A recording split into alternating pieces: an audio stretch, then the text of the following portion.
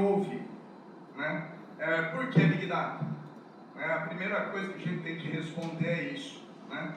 E já que nós vamos falar de Big Data, depois eu vou explicar melhor o que é Big Data, mas a resposta do porquê vem antes, porque envolve uma mudança de conceitos, paradigmas da sociedade em geral, que está ligada à era do conhecimento e Revolução 4.0. Eu vou rapidinho explicar para vocês o que a gente entende como era do conhecimento e Revolução Industrial. A era do conhecimento, ela começa aqui, tá? Na Revolução 4.0, tudo bem?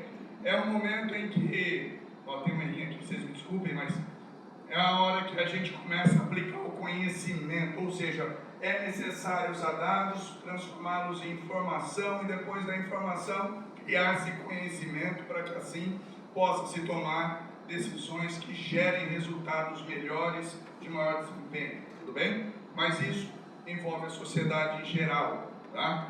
Quando a gente fala ainda de dado, informação, conhecimento, só para vocês entenderem um pouquinho melhor o que diferencia um do outro, dado é a menor unidade desses três elementos, tá?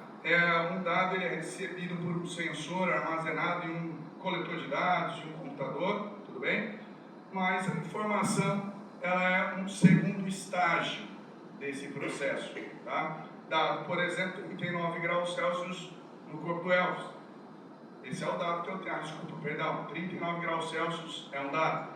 39 graus Celsius no corpo do Elvis é uma informação, febre. E o conhecimento necessário para que se tome uma decisão está na cabeça de um médico, tá? Isso aqui é só para resumir para vocês o que diferencia um do outro, que a gente vai falar sobre dados, em alguns momentos sobre informação. E aqui estamos falando sobre conhecimento. Bom, mas nessa mudança toda, o que gerou essa transformação foi a popularização da internet. Foi a partir daí que houve um boom naquilo que a gente conhece como era do conhecimento. E para que vocês entendam, no século passado, o conhecimento dobrava a cada 100 anos.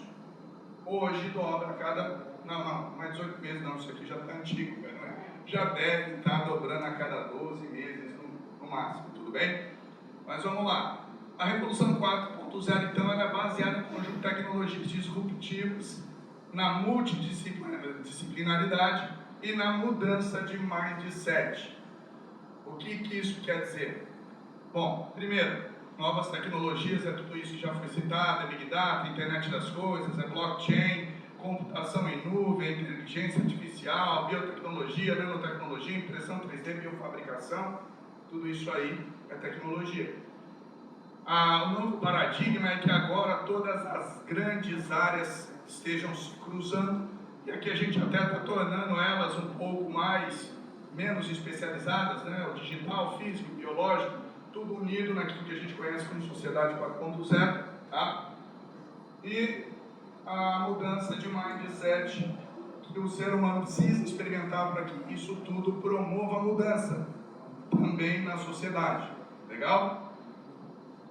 Bom, o que é Big Data? E aliás, essa é uma dor que eu sinto todo dia, porque eu estou ali tentando levar alunos a entenderem quais são as oportunidades que eles têm quando eles se formam numa formação como essa. Mas é uma palavra, aliás, são duas palavras, né, um termo, que está transitando nos meios mais altos das corporações, das empresas, das indústrias, mas a grande maioria dos jovens ainda não conhece. Eu acho que a grande maioria da sociedade ainda tem dificuldade para entender, tá? Mas é uma série de elementos: tecnologia, método, estratégia, metodologia, ferramentas, software, hardware, tudo isso com um único propósito: extrair valor dos grandes volumes de dados que são gerados hoje, diariamente, e com isso obter melhores resultados em qual seja a nossa área de atuação na sociedade, tá? Então, só para vocês entenderem a definição, é um termo, tá? Big Data, na verdade, são duas palavras em inglês, grandes dados, que descreve as tecnologias mais modernas da informática somadas aos conhecimentos de diversas outras áreas, aí entra a multidisciplinaridade, tá? Com o objetivo de extrair valor dos grandes volumes de dados gerados hoje, tá? Bom, isso aqui é só para vocês entenderem, é fácil de perceber o quanto de tecnologia tem aqui, é difícil a gente conseguir entender quais são as tecnologias, né? Pois é essa a percepção que todo ser humano tem quando ele começa a observar tudo que tem à disposição dele como recurso hoje. Ele tem dificuldade de conseguir entender o que é isso tudo, uma vez que ele tem limitações humanas. Eu vou dar um exemplo para vocês. Uma das coisas os assuntos, né, muito comum em rodinha hoje é o tal do Bitcoin, né? Vamos imaginar que eu capturo as cotações de Bitcoin no intervalo de um mês, a cada segundo. Eu vou ter mais de 500 mil registros. Esses mais de 500 mil registros, se eu tentar traçar um gráfico de linha no Excel, eu não vou ver a área de interesse, eu vou ver um borrão, eu não vou ver uma linha. Então, é necessário você entrar com ferramentas que permitam que você identifique áreas de interesse sem que você tenha que mapear todo aquele volume de dados, que traga para você aquilo que você precisa ver, tá? Só para facilitar a vida de vocês, já que estava muito pequenininho, né? Vamos lá, são tecnologias que envolvem a área de banco de dados, linguagem de programação, softwares que são especializados na área de processamento de dados, tá? A parte de nuvem, tá? Que seria a computação em nuvem. Também a parte de equipamentos eletrônicos, que nós vamos discutir rapidinho na frente. Tudo isso aqui e muito mais, tá?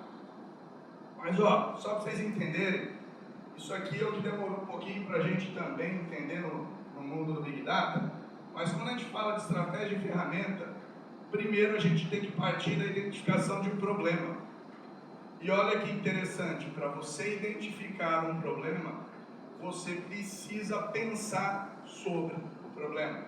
Vocês vão ver adiante que dentro das metodologias, existem metodologias que são adotadas hoje só com um único propósito: colocar a ordem no caos. Antigamente a gente fazia processos de brainstorm, né, que era lançar palavras ao vento, anotadas, né, em uma folha de papel, num grupo grande de pessoas, depois filtrar isso aí. Bom, isso foi a primeira tentativa de colocar a ordem no caos, mas criaram-se metodologias, métodos que colocam passos necessários para que você gaste tempo, esforço e energia na idealização, na hora de pensar, tudo bem? O cérebro humano, na verdade, é um órgão que gasta muita energia e nós somos levados a sermos econômicos no gasto energético por uma questão até instintiva, tudo bem? Então é natural e comum para o ser humano não pensar muito sobre o problema. Ele está andando de carro, tem um cara pressionando ele no trânsito, a primeira coisa que ele pensa: esse cara é muito chato. É a primeira resposta que vem na nossa cabeça, porque ele não está disposto a gastar esforço, energia, pensamento para tentar entender o que está acontecendo. Pode ser que esse cara esteja com uma criança, né, acidentada dentro do carro. Pode ter um idoso esperando ele em casa para que esse idoso possa receber uma atenção. Pode estar acontecendo alguma situação diferente daquela que a gente vem imaginar num primeiro momento, né, de pensamento nosso. Então nós vamos precisar gastar tempo, esforço e recurso para pensar e identificar o problema. Depois disso, a gente identifica a origem dos dados. Onde estão os dados? Os dados estão nos computadores das empresas, em discos rígidos que não estão ligados em nenhum outro equipamento. Estão também nos servidores da empresa, nos servidores da internet, estão no celular das pessoas. Bom, os dados estão em diversos lugares. Mas uma vez que eu sei qual é o meu problema, eu identifico a origem dos meus dados, concentro os dados em um único lugar, limpo e normalizo esses dados, e aí é um processo de filtragem, é um processo de garantir que todos os dados estejam armazenados segundo o mesmo parâmetro. Bem grosseiramente, seria o equivalente a armazenar dados em metros e centímetros e tentar obter resultados através de cálculos matemáticos de transformações que vão ocorrer nesses dados com medidas diferentes. Eu preciso garantir que todos os dados ali estejam todos seguindo o mesmo critério de armazenamento. Aí eu crio um modelo e transformo os dados. Transformar os dados? Bom, aqui a gente está falando do uso de inteligência artificial, machine learning, deep learning, redes neurais. Aliás, ó, detalhe, tá? Esse mundo 4.0 é glamourizado demais, tudo bem? Tem muita coisa aí que já existe há muitos anos. O que a gente chama de machine learning são conceitos que estão dentro de uma grande área chamada inteligência artificial, já existe há muito tempo, ela sabe disso, né? E aí a grande questão é que esse glamour todo às vezes acaba tornando difícil para que a gente entenda o que é aquilo, né? Hoje em dia é comum a pessoa não falar que ela tem um trabalho, ela tem um job, né? Eu não estou desempregado, eu estou passando um período sabático, né? Funciona desse jeito, né? Mas o que a gente tem que entender? Que essas transformações vão ocorrer a partir de algoritmos que concentram nesses algoritmos técnicas e conceitos matemáticos que vão tornar esses algoritmos, esses dados, em algo, uma informação mais relevante para mim, vão transformar em uma informação mais relevante. E também a grande questão aqui é que essa transformação às vezes ocorre de uma forma muito mais simples do que a gente imagina. Eu tenho dados, por exemplo, em relação à variação do tempo e o deslocamento de um equipamento, mas eu quero a velocidade, eu quero a aceleração. É uma questão muito simples. Eu preciso, às vezes, dessa coluna traduzida para até potencializar o desempenho dos algoritmos mais robustos que vão tentar criar modelos preditivos para gerar prescrições. Preditivo seria inteligência artificial prevendo o que vai acontecer, tudo bem? E vamos lá, testes e validações dos modelos precisam acontecer. Todo desenvolvimento de software sempre vai depender de teste e validação. Visualização dos dados em BI e Analytics, tudo bem? Só que tem um detalhe aqui, tá? Nessa parte da visualização dos dados, também rodam às vezes alguns algoritmos de classificação, clusterização, para gerar relações de causa e efeito, correlações, tudo bem? Para no final eu interpretar os dados, tudo bem? E aí eu tomo a minha decisão. Bom, das metodologias que eu havia comentado, que faz parte desse mundo novo, existem aí o Design Thinking. Hoje tem uma implementação mais rápida, mais fácil de ser executada, chamada Design Sprint. Tem o MVP, que o Elvis citou, mas é legal a gente mostrar para vocês isso aqui, porque tem certos conceitos, galera, que a gente às vezes imagina que isso só faz parte da vida de quem está na hora de pensar fora da caixinha, como no caso do MVP, ou no caso da gestão, que o Elvis citou. Não, isso aí é só para o pessoal que está na parte de diretoria e gerência, não precisa me preocupar com isso. Hoje em dia todo mundo precisa se preocupar com todas as áreas. Eu participei, por exemplo, semana passada de um treinamento de liderança aqui em Marília, chamado Summit. Foi excelente, foi muito bom, e olha que legal, eu consegui perceber uma coisa. Mesmo que você não lidere ninguém, você só pelo fato de conhecer quais são, né, as dificuldades, os desafios de um líder, você já se torna o melhor liderado. Isso é o que todos precisam perceber, que conhecer essas metodologias talvez não seja o teu principal tipo de atividade, mas é isso que talvez torne você diferenciado. Bom, aqui só para vocês entenderem MVP, que é o Minimal Viable Product, é você conseguir definir estágios onde você consegue, à medida que você vai desenvolvendo e criando soluções, obter algum tipo de retorno, criar e capturar algum valor. O exemplo é isso aqui. Eu podia pensar, se o meu cliente quer um carro, primeiro eu produzo a roda, depois duas rodas ali com eixo, faço a carroceria, depois eu entrego o carro. Bom, o meu cliente ficou infeliz enquanto eu não concluí o meu desafio. Porém, eu posso criar um skate, depois um patinete, uma bicicleta, uma moto, entregar um carro e ter o cara contente e feliz durante todo esse processo. Poxa, mas é assim que funciona hoje em dia? O Uber e o Waze tinha tudo que tem hoje que foi lançado? Não. Todos os aplicativos hoje eles são autoincrementais e espirais. Até porque é uma estratégia de garantir que o número de usuários e acesso cresça. Você sempre tem que estar fazendo com que o usuário se sinta feliz e motivado com aquilo que ele está tendo de retorno com o produto ou serviço que você fornece. Trello, na verdade eu citei porque é uma forma de organizar os trabalhos diários em listas, de uma forma muito resumida, a fazer e feito através de uma ferramenta que está na internet e que facilita a gestão da execução de atividades em grupo a partir de um gestor, mesmo que ele não esteja presente junto com a sua equipe. Tá? E por fim, a Agile Scrum, que é uma metodologia de gestão de projeto usada muito na área de tecnologia por conta do que? Do desempenho. Porque hoje tudo precisa acontecer numa velocidade maior, precisa acontecer em intervalos de tempo menor, Mas a gente tem, aliás, é um conceito que eu entendo correto sobre eficiência, não é você fazer mais, tá, com mais tempo e mais recurso, é fazer mais com menos tempo e menos recurso. Isso é eficiência, isso traz um aumento de desempenho. Exemplos do uso de Big Data na saúde: a vacina contra o HIV, né, segundo Edécio Cunha, médico pesquisador do INCOR, através do uso de algoritmos aplicados no banco de dados públicos de todo o mundo para analisar os padrões de mutação do vírus do HIV, ele pretende criar uma vacina capaz de responder a essas mutações. É possível.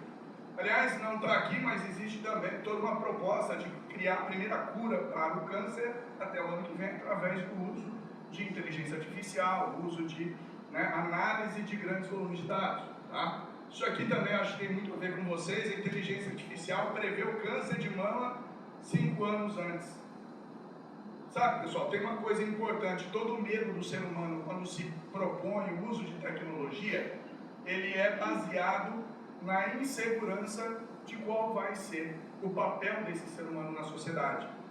Nós não temos como propósito objetivo eliminar o ser humano de atividades em que o ser humano é importante, mas tem atividades que o ser humano precisa ser removido dela. Se causa algum risco de prejuízos financeiros, de segurança ou de vida, nós precisamos tirar o ser humano para evitar qualquer tragédia. Puxa, um radiologista ou um especialista nessa área, ele pode exercer atividade para analisar esse tipo de exame, mas corre-se o risco de ele acabar analisando isso, identificando de forma errada no momento que o paciente precisava do diagnóstico correto. Então, nesses casos, nós precisamos deixar o ego de lado e deixar que a tecnologia nos dê apoio e suporte. Tudo bem? Bom, vamos lá. O que mais faz parte do arco do Big Data? Dentro do Big Data tem um monte de área. Dentro do Big Data está a parte de computação em nuvem, está a parte de inteligência artificial, está a parte de internet das coisas, blockchain, banco de dados. Aliás, quando eu decido concentrar os meus dados, eu preciso analisar o volume que eu tenho, analisar o que eu preciso de resposta em relação a tempo de resposta, para definir qual é o hardware e o software correto. Tudo bem? Mas tem também a parte de mineração de dados. Aqui entra aqueles conceitos de classificação, clusterização, identificação de correlações e relações de causa e efeito, e analytics, que é o BI final. Tudo bem? Mas o que é IoT, professor? Então vamos lá, tem bastante gente falando de IoT, na internet das coisas, né? IoT, como definição para mim, é todo dispositivo eletrônico capaz de capturar dados do mundo real e transferi-lo para a internet, tudo bem? Porém, também é dispositivo que é capaz de gerar ações ou reações através de dados e informações que estão na internet, tudo bem? Entre os dispositivos IoT que nós temos hoje, estão ali a cafeteira, o teu computador, tá? Ali aquele dispositivo da Google, da Amazon, o Alexa, se eu não me engano, é esse o nome. Então, e aí, então também as nossas plantinhas, puxa vida, então, pois é, tem no mercado alguns dispositivos que você coloca, sensores inteligentes, você coloca na tua planta e ele avisa você que a planta está carente de algum nutriente ou de água, tá? Mas está também o carro, está também o aparelho de som, a sua geladeira, de repente no futuro a tua bicicleta. Acabou aqui? Não, tem um que eu acho que é mais importante, é muito comum na vida da gente, que é o celular. O seu celular, ele tem um acelerômetro, ele tem um GPS, ele tem uma câmera de vídeo, aliás, uma não, tem muitas hoje, né? Ele tem também um microfone. Sabe que eu tive um relato uma vez de um casal que comentou que estava discutindo, precisamos trocar a geladeira, né? Já está velha, a nossa antiga no casamento. De uma forma incrível, ele recebeu uma mensagem via e-mail no intervalo de alguns minutos, oferecendo para ele, geladeira. Vocês já olharam aquele termo de responsabilidade que vocês confirmam quando vocês instalam algum aplicativo? Já leram ele? Ninguém lê, né? Então você não está sabendo, mas às vezes você está autorizando alguém a fazer o uso até mesmo do áudio do teu microfone, né? Mas quando não tem um dispositivo ainda preparado para capturar os dados que eu preciso e como eu preciso, como é que eu faço? eu vou usar de dispositivos que são, na verdade, equipamentos usados para prototipagem de soluções eletrônicas. São os Raspberry Pis, Arduinos, entre outros, tá? Existem diversos modelos, diversas marcas, diversos nomes, tudo bem? Mas dá para resumir para vocês em duas grandes classes. Uma delas é microcontrolada, ou seja, eu não tenho um processador como eu tenho no computador. Eu tenho uma pecinha eletrônica na qual eu consigo carregar um único programa, que vai determinar o que vai acontecer caso haja estímulo para externo em relação às entradas desse aparelho, tudo bem? Agora, o Raspberry Pi já é microprocessado. Ele é um computador do tamanho de um cartão de banco, um pouquinho mais grosso, um pouquinho maior, mas quase do tamanho de um cartão de banco. Se você colocar ele ligado ao teu televisor, ele pode se tornar qualquer coisa, desde um videogame, uma estação de mídia, pode ser qualquer coisa, tudo bem? Ó, aí dois exemplos rápidos. Olha, teve aqui um projeto que foi comentado e até foi motivo, né, de elogios, né, um projeto que foi desenvolvido pela equipe do DTI aqui, foi monitorar, né, a temperatura da geladeira. Pois é, eles usaram o Node MCU e o ESP, que são dois tipos, né, diferentes de dispositivozinhos eletrônicos. Eu citei um aqui com MKR1000, tá, que é muito parecido com eles. E aqui nesse projeto, que é aberto, isso aqui você entra na internet, no site, você pode descarregar todas as instruções para replicar isso aqui. Você consegue monitorar a temperatura de um paciente e caso seja identificado alguma margem de temperatura importante, pode ser disparado um alarme e também uma ação pode ser tomada como o acionamento de algum sistema de refrigeração interna. Tudo bem? Aqui agora falando de um exemplo um pouco mais bem elaborado, isso aqui é uma startup. Essa startup começou com dispositivos desse tipo, encapsulados numa caixinha um pouco mais bonitinha. Com isso aqui a gente resolve um problemão. Qual que é o problema, professor? Vou explicar para vocês. Às vezes quando você está acompanhando sua esposa, né, durante a gravidez, quer ir lá para poder participar e ser ativo, né, acompanhar, né, o ultrassom, aí você liga para a sogra avisando que você vai, mas eu quero ir ver também, né? E às vezes o cara não está querendo a companhia da sogra, né? Pois é, agora tem um jeito de resolver isso aí. Com essa caixinha ligada ao aparelho de ultrassom, é possível gerar imagens em tempo real, vídeo em tempo real, que é disponibilizado pela empresa, através do aplicativo dela também. Aí você pode falar, minha sogra, fica tranquila, a senhora não precisa, vou criar uma solução confortável, a senhora pode ficar em casa, não precisa sair daí, a senhora vai assistir o ultrassom deitadinho na cama da senhora, olhando a televisão. E aí, essa solução começou como uma proposta, né, muito assim, humilde no começo, mas hoje é uma startup que já vende serviços, né? Então você se conecta ao case, conecta ao case o aparelho de ultrassom, adiciona um exame, inicia a transmissão, pronto, teu bebê está ao vivo. Você pode fazer um stream para qualquer lugar, para qualquer pessoa, e até para grupos de pessoas, tá? Bom, eu vou entrar agora no último tema e depois vou falar das minhas conclusões, tudo bem? Blockchain. Bom, essa parte é fácil, né? Tranquilo, todo mundo sabe que é blockchain, né? Gente, eu vou falar para vocês, essa nova tecnologia 4.0, eu não sei se o Elvis está nessa mesma pegada que a minha, mas todo dia a gente está descobrindo que ele não sabia direito o que era aquilo. Todo dia aparece uma nova explicação, um novo conceito, uma nova forma de enxergar a tecnologia, tá? Blockchain, na verdade, é uma tecnologia de armazenamento de dados distribuídos, conceito de criptografia encadeada, tornando os processos complexos, confiáveis e transparentes. Vamos explicar isso aqui melhor? Bom, isso aqui, ó, é usado em imagem justamente para dar apoio àquela explicação. Isso é uma rede de computadores, tudo bem? Distribuído, todo mundo ligado em rede. Qual computador, professor? Qualquer computador que estiver conectado na internet e que tiver instalado software relacionado àquele blockchain, tudo bem? Aquela rede. Se você quiser instalar, por exemplo, software para ser um disseminador da rede blockchain, Bitcoin, por exemplo, você pode. E qual que é a jogada? A jogada aqui, essa rede, esse blockchain que eu vou explicar à frente do Bitcoin, teu computador vai ter uma cópia dele. Para garantir o que? A segurança. Para garantir que mesmo que alguém mude em algum computador tentando alterar os dados que estão ali, que o teu computador seja uma forma de confirmar que aquilo não é verdade. Tudo bem? Então são vários computadores ligados na internet sem que um saiba do outro.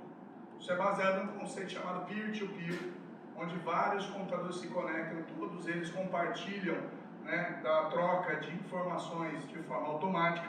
Tá? E aí, quando a gente fala de segurança e imutabilidade, está relacionado a isso, ao fato de que eu tenho, às vezes, 1 milhão, 2 milhões, 3 milhões de computadores ligados. Se eu vou mudar, eu até consigo mudar, desde que eu consiga mudar 50% da rede mais um computador ao mesmo tempo. Complicado quando a rede é grande, né? Bom, mas quando a gente fala de conceito de criptografia, eu vou explicar para vocês à frente, mas é o que garante a segurança dos dados que estão armazenados nessa rede, tá, distribuída. E com isso, os dados normalmente ficam confiáveis e transparentes. Isso é muito interessante quando a gente quer, por exemplo, eliminar corrupção em processos públicos. Eu consigo garantir que aquela decisão, aquela ação que foi tomada, foi armazenada e não pode ser alterada. Uma vez que não pode ser alterada, eu não tenho mais como, de algum jeito, tampar o buraco que eu criei. Tudo bem? Tem uma coisa interessante. Os históricos dos pacientes mudam. Mudam quando se insere um novo registro. Mas o registro antigo que foi lançado, não se mexe mais.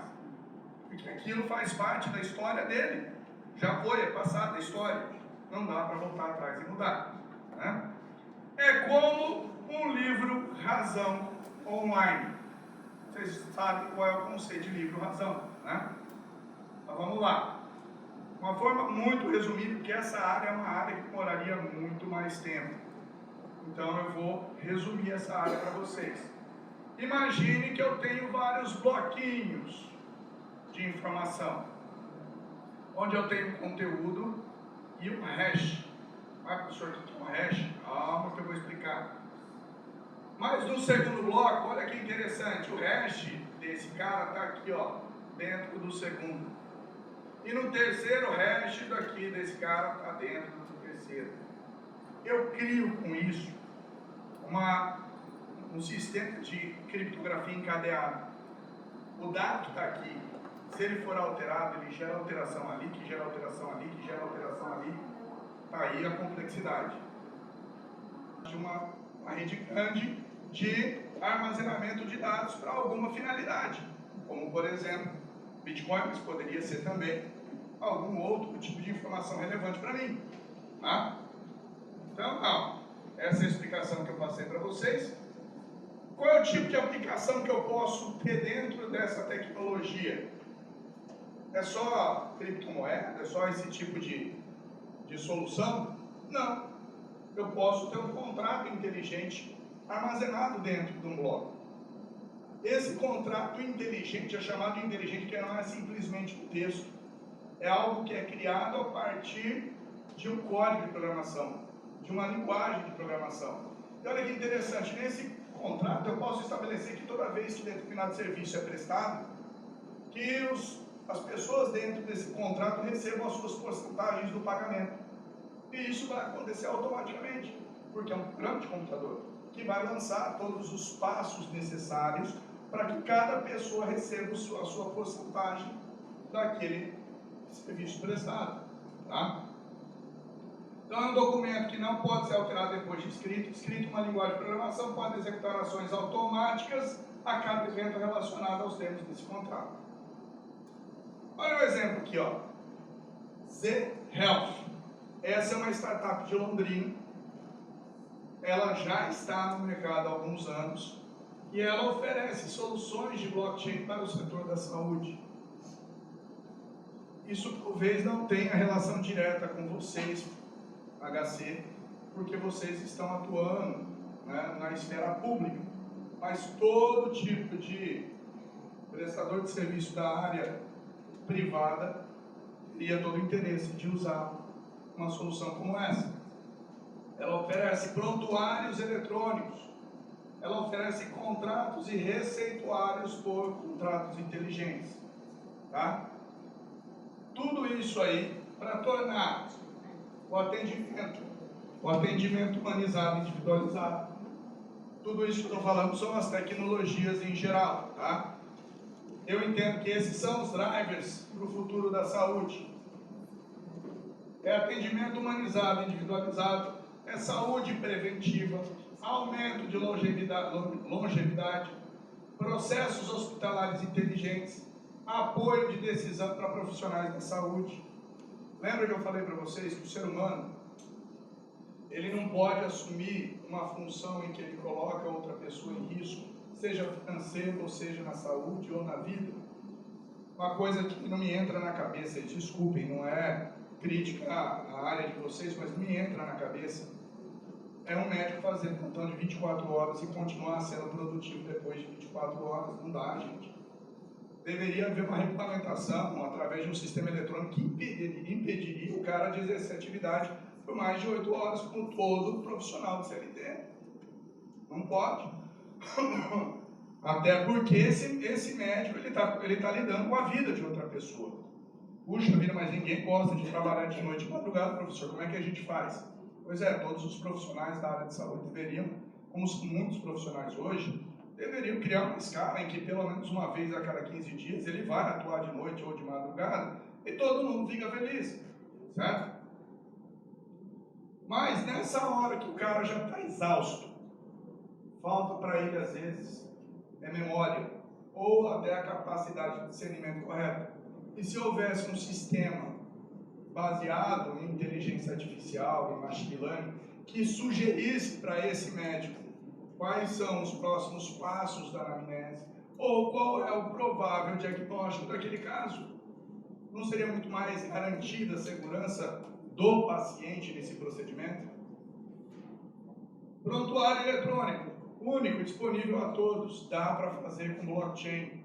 Aí a pergunta para vocês é, por que isso? De quem são os dados que são gerados através dos exames e das consultas? Se o paciente tem acesso a isso, ele não deveria ter, pelo menos, a ciência de qual é o histórico dele? Puxa, olha que interessante. Eu não sou médico, mas estou reparando que, olha só, a cada 6 meses eu tenho uma crise de sinusite. Puxa, que coincidência, mas a cada 6 meses eu resolvo limpar meu quartinho.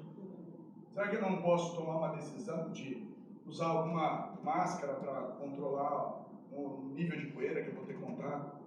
Até porque isso gera todo um retrabalho e gasto desnecessário na vida do paciente e também no sistema de saúde. Um exame que é feito hoje, ele é repetido amanhã, gente. Para quê? Então, o prontuário eletrônico único, disponível a todos, na minha opinião, seria o ponto mais importante de atenção da saúde atual. Biofabricação, isso aí é o tipo de área da ciência que vai continuar crescendo muito nos próximos anos. Tudo bem? Eu até coloquei isso aqui porque eu gosto dessa área. Meu mestrado e doutorado foi na área de impressão 3D, manufatura aditiva, manufatura avançada. No doutorado eu mudei no meio do doutorado o tema, passei para compósitos, mas o meu tema inicial era a impressão de tecido vivo. Eu acho isso espetacular, eu acho que tem toda uma oportunidade pela frente usando as tecnologias que já existem. Tá? Por fim, conclusão, não há como fugir da transformação. A primeira transformação é no seu mindset. É entender que não importa se você não é o gestor, você precisa se treinar para ser líder. Não importa se você não é empreendedor, você precisa aprender essas técnicas de gestão. Buscar pensar no modelo de negócio da tua empresa para entender a tua participação, o teu propósito dentro dessa corporação. É você entender que não importa se você não é um desses geeks, você precisa conhecer um pouco mais de tecnologia. Não importa se você não é o cara que pensa fora da caixinha, você precisa se dedicar a aprender um pouquinho, a usar essas metodologias de construção criativa ao teu favor e ao favor do ambiente onde você está inserido. Tá? Outra coisa importante, o valor entregue ao paciente será o seu diferencial. Tem várias formas de você criar um projeto ou gerir um projeto. Você sempre tem que partir de algum lugar. Eu quero fazer uma máquina de impressão 3D. Você pode partir, de repente, do produto que você quer gerar para poder delimitar quais são as suas áreas, a sua área de fabricação. Né? Aqui no caso desse ambiente da área da saúde, a área da saúde 4.0, não tem como fugir. O paciente é o centro, é a partir dele que vocês vão desenhar todo o resto. Tudo bem? Por fim, as tecnologias do mundo do Big Data são suporte para esta transformação. Tá bom? Bom, as perguntas não estão previstas para agora, eu até acabei um pouquinho antes do que eu previsto aqui, né? Mas de qualquer jeito, obrigado a todos e estou à disposição depois para tirar qualquer dúvida. Obrigado, pessoal.